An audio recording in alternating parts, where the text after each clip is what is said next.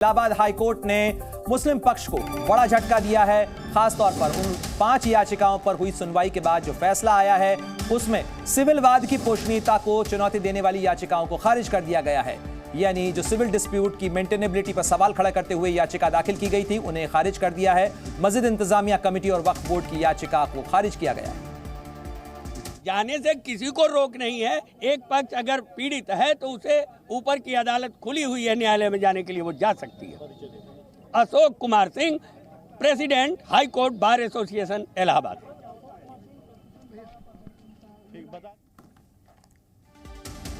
तो हिंदू पक्ष के केस को सुनवाई योग्य माना है। इलाहाबाद हाई कोर्ट ने 8 दिसंबर को सुनवाई पूरी हुई थी, उसके बाद फैसला सुरक्षित रखा गया था और आज जो फैसला आया है उसमें उन 5 याचिकाओं को खासतौर पर जो मेंटेनेबिलिटी को चुनौती देने वाली थी उन्हें खारिज किया गया है।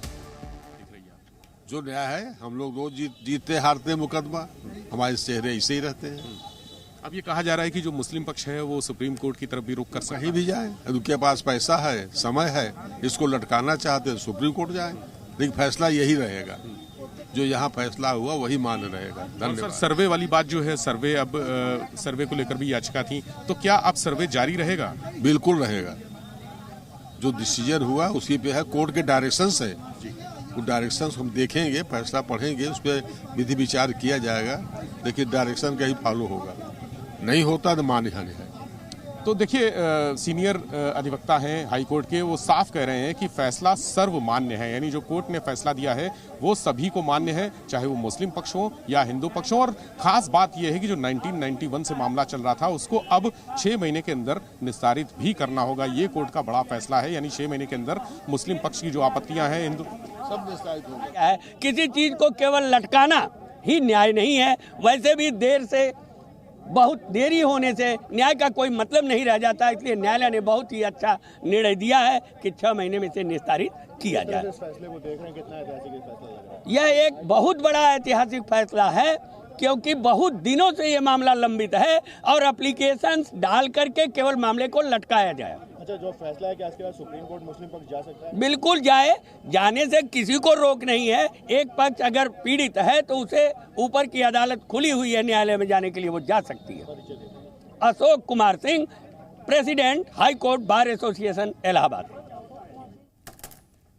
तो मुस्लिम पक्ष की 5 याचिकाएं खारिज हुई हैं। सिविल केस को चुनौती देने वाली याचिका को इलाहाबाद हाई कोर्ट ने खारिज किया है और साथ ही ज्ञानवापी मामले में बड़ा फैसला देते हुए इलाहाबाद हाई कोर्ट ने इस मामले को सुनवाई योग्य माना है। जो हिंदू पक्ष की तरफ से कहा जा रहा था, हिंदू पक्ष की जो दलील थी ज्ञानवापी मामले से जुड़ी बड़ी खबर आपको बता दें, इलाहाबाद हाई कोर्ट का बड़ा फैसला सामने आया है जिसमें मस्जिद इंतजामिया कमेटी और साथ ही सुन्नी सेंट्रल वक्फ बोर्ड की तरफ से जो याचिकाएं दाखिल की गई थी उस मामले के अंदर अदालत का फैसला सामने आया है और उन 5 याचिकाओं को खारिज किया गया है। खासतौर पर इसमें जो वाद है उसकी मेंटेनेबिलिटी को चुनौती दी गई थी।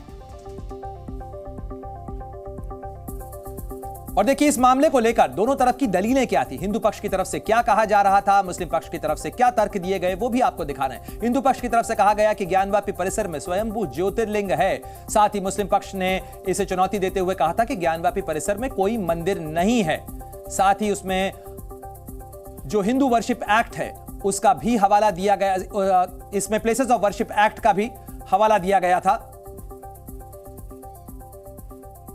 जानकारी दी है, लेकिन अभी भीतर मौजूद है। चूंकि विस्तृत जो फैसला है, जो बड़ा फैसला है, उसके सारे अध्ययन करना है, उसकी एक ऑर्डर कॉपी लेनी है, उसके बाद आगे की तैयारी करनी है। तो गुफरान भी साथ में है। गुफरान, अब अंदर की क्या तस्वीर है? देखिए, अंदर तो कोर्ट जो है उठ चुकी है, दूसरे मामलों की सुनवाई कर रही है, लेकिन इस मामले में जो है कोर्ट ने अपना जो आदेश है वो पारित कर दिया है। सीधे तौर पर मुस्लिम पक्ष की जो डिमांड थी कि वहां सुनवाई नहीं हो सकती है उसको खारिज कर दिया। सर्वे को लेकर जो टेक्निकल बात आप मुझसे अभी थोड़ी देर पहले डिस्कस कर रहे थे, सर्वे को लेकर जो याचिकाएं थी उस पर बिल्कुल, देखिए, एएसआई से जुड़ी जो याचिकाएं थी उस पर कोर्ट ने सुनवाई यहां की थी, लेकिन एक दूसरे मामले से जुड़े जो याचिका थी उसको लेकर के हाईकोर्ट ने एक आदेश पारित किया था। उसके एवज में वहां पर एएसआई का जो सर्वेक्षण कार्य है वो पूरा हो चुका है, उसकी रिपोर्ट भी सबमिट की जा चुकी है अदालत में। तो ऐसे में उससे जुड़ी जो याचिकाएं थी उसको इनफ्लेक्चुएट यानी वो टेक्निकली खारिज, वो नल एंड वाइड मानी जाए। बिल्कुल, हाँ बिल्कुल, वो नथिंग के तौर पर उसको भी एक तरीके से खारिज ही माना जाता है, क्योंकि उस पर कोई ऑर्डर जो है पारित नहीं है, तो उसको खारिज ही माना जाएगा।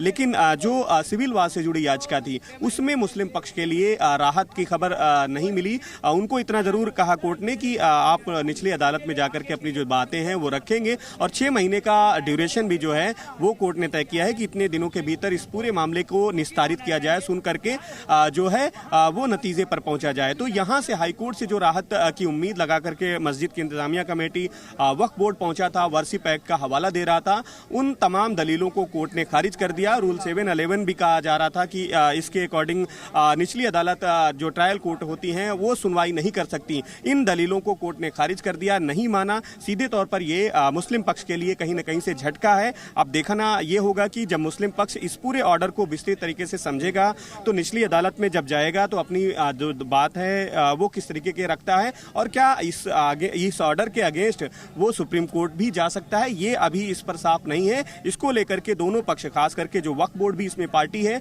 तो वक्फ बोर्ड भी इस पूरे मामले को लेकर के अवलोकन करेगा इस ऑर्डर का, उसके बाद ही किसी नतीजे पर पहुंचेंगे। लेकिन अभी जो है वो मुस्लिम पक्ष के लिए हाई कोर्ट से जो है वो सीधे तौर पर झटका लगा है। लंबे जो अंदर से कोर्ट रूम से अधिवक्ता बाहर आए, उन्होंने इस फैसले का बड़ा मान।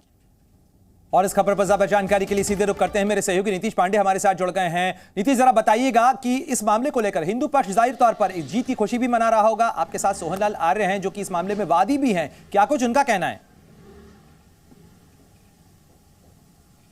प्रणय, ये पक्षकार है और पक्षकार सोहनलाल आर्य उत्साहित है, इसलिए कि जो अदालत में गए थे वो कहीं ना कहीं मुंह के खा के यहां पर अब वापस आएंगे। तो हमारे साथ सोहनलाल आर्य जी हैं। जिस तरह से हाईकोर्ट के फैसले को लेकर आपको उम्मीदें थी, अब क्या कहना है? मुस्लिम समाज बार बार वह जो है किंकर से भी विमूढ़ है, और हर वह कार्य करता है जिसे अटकाने भटकाने लटकाने कार्य करता है। जिस माननीय न्यायालय के खिलाफ वो हाईकोर्ट में गए थे, हाईकोर्ट पुनः उस जो है उसी निचली अदालत में भेज दिया, इससे ज्यादा क्या हो। और वह दरअसल वह मस्जिद तो है ही नहीं, वह मस्जिद है हमारे आराध्य स्थल को तोड़ करके वह मस्जिद का निर्माण की, जिसमें नमाज पढ़ते हैं, और हमारा ज्योतिर्लिंग है जो है, और ज्योतिर्लिंग है खास तौर से जिसका जो है 2022 में जो सर्वे हुआ था, शंख चक्र गदा त्रिशूल ओम स्वस्तिक चीज सारे कुछ मिले थे, और इसके बाद वैज्ञानिक परीक्षण भी हुआ था। ऊपर जो है जो तीनों गुंबद है उसका ही परीक्षण आयु निर्धारण हुआ है, और तो नीचे जो कहानी है सारे हुए हैं, सारे साक्ष्य मिलकर के माननीय न्यायालय के पटल पर रखा हुआ है। 1-2 दिन में जो जैसे भी होगा सारे देश के सामने आ जाएगा कि सर्वे के दौरान क्या क्या मिला था। सही सर्वे की रिपोर्ट प्रस्तुत हुई है वाराणसी की अदालत में। आज हाई कोर्ट में मुस्लिम पक्ष की जो याचिका थी कि जो वाद है वो पोषणीय नहीं है, अब निचली अदालत को सुनने का अधिकार नहीं है। अब हाईकोर्ट ने आदेश दिया है कि जो निचली अदालत है 6 महीने में इसका निस्तारण करे। आपका क्या कहना है इस पर? हिंदू समाज कितना उत्साहित? हिंदू समाज देश के 100 करोड़ हिंदू उत्साहित हैं, सभी सनातन धर्मी उत्साहित हैं कि हम उनको एक विश्वास हो चला है कि अब वह दिन दूर नहीं जब ज्योतिर्लिंग का उद्भव होगा, बाबा का प्रकटीकरण होगा, देश के सारे जन समुदाय हर्षित होकर हर हर महादेव का नारा लगाएंगे, और पुनः एक गौरवानी संस्कृति की झलक हम काशी में पुनः देख सकेंगे। जिस तरह से आप लोग लगातार लड़ाई लड़ रहे हैं, लगातार बातें कर रहे हैं, आज के फैसले को लेकर उम्मीदें कितनी थी, और अब जबकि वो उम्मीदें कहीं ना कहीं पूरी होती हुई दिखाई दे रही हैं, तो किस तरह का आज भाव है, क्या कहना है? बिल्कुल बिल्कुल, हम 40 साल से ज्ञानवापी का संघर्ष कर रहे हैं, 29 साल से इसके वादी रहे हुए हैं, और खास तौर से जो फैसला आ रहा है यह निश्चित ही हम लोग के लिए जो है हर्ष का विषय है, खुशी का विषय है, और बिल्कुल जो है हम लोग that is not barred by section 4 of the places of worship special provision act 1991, and court को, लोअर कोर्ट को डायरेक्ट किया कि एक्सपीडिशसली, चूंकि 32 साल व्यतीत हो चुके हैं इस केस को फाइल किए हुए, इसलिए तुरंत एक्सपीडिशस डिस्पोजल इस केस का करें, और लोअर कोर्ट को डायरेक्ट किया है कि विदिन 6 मंथ्स इस केस को फाइनल जजमेंट जो है वो प्रोनाउंस करें। और एएसआई के संबंध में